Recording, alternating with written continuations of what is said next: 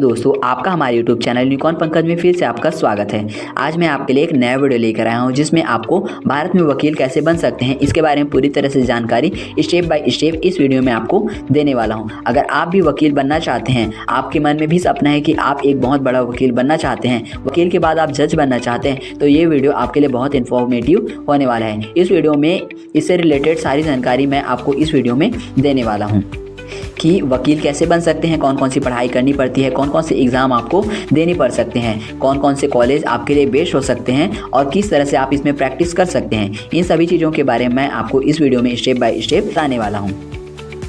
अगर आप हमारे चैनल पर नए हैं तो प्लीज़ चैनल को सब्सक्राइब कर दीजिए और साथ ही साथ बेल आइकन को भी प्रेस कर दीजिए ताकि मेरी इसी तरह की इन्फॉर्मेटिव आप तक पहले पहुँच सके। तो चलिए चलते हैं, अब वीडियो को करते हैं स्टार्ट।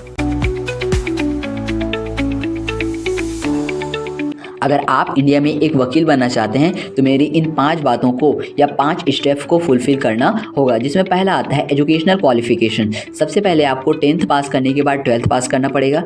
12th में आप किसी भी स्ट्रीम से, चाहे आर्ट्स, कॉमर्स, साइंस या किसी भी स्ट्रीम से आपको पास करना होगा। 12th पास करने के बाद आपको कानून की डिग्री लेने के लिए 2 कोर्स करने पड़ते हैं। जैसे ही आप 12th पास करते हैं, 12th पास करने के बाद आपको कोई एग्ज़ाम देने के बाद आपको LLB की 2 कोर्स कंप्लीट करनी होती है, जिसमें पहला होता है 5 साल का LLB कोर्स। 12वीं के बाद आप 5 साल की इंटीग्रेटेड LLB जैसे BA LLB, BBA LLB, BSc LLB कर सकते हैं। और जो दूसरा कोर्स होता है वो 3 साल का LLB कोर्स होता है, जो आपको ग्रेजुएशन, अगर आपने ग्रेजुएशन कर लिया है तो आप 3 साल की LLB का कोर्स कर सकते हैं। उसके बाद दूसरा नंबर का पॉइंट आता है एंट्रेंस एग्ज़ाम देना। तो पहला जो एंट्रेंस एग्ज़ाम होता है क्लैट का, जिसका फुल फॉर्म होता है कॉमन लॉ एडमिशन टेस्ट। 12वीं के बाद LLB में एडमिशन के लिए क्लैट का एग्ज़ाम आपको देना पड़ता है, जिससे आपको नेशनल यूनिवर्सिटी, NLU और अन्य जो फेमस कॉलेज है उसमें आपको एडमिशन मिल जाता है। अब इसका जो दूसरा एग्ज़ाम होता है वो ALET और LSAT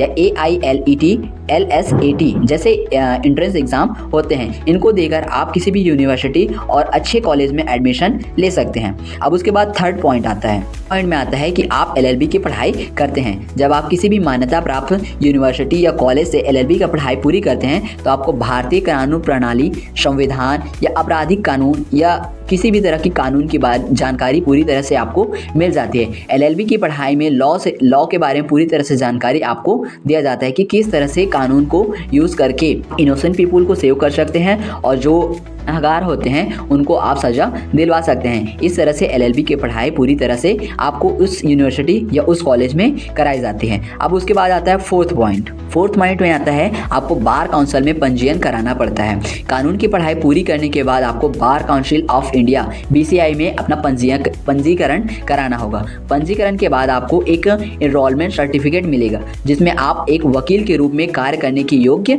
बन जाएंगे। अब कानूनी रूप से आप एक वकील बन जाते हैं। अब उसके बाद नेक्स्ट पॉइंट आता है 5th पॉइंट, जिसमें ऑल इंडिया बार एग्जामिनेशन आपको AIBE पास करना पड़ेगा। बार काउंसिल ऑफ इंडिया एक परीक्षा आयोजित कराती है जिसे AIBI कहते हैं। इस परीक्षा को पास करने के बाद आपको प्रैक्टिस सर्टिफिकेट मिलता है, जो पूरे भारत में वकालत करने के लिए आवश्यकता होती है। जब आपको ये सर्टिफिकेट मिल जाता है तो आप इंडिया के किसी भी हाई कोर्ट या सुप्रीम कोर्ट में जाकर वकालत कर सकते हैं।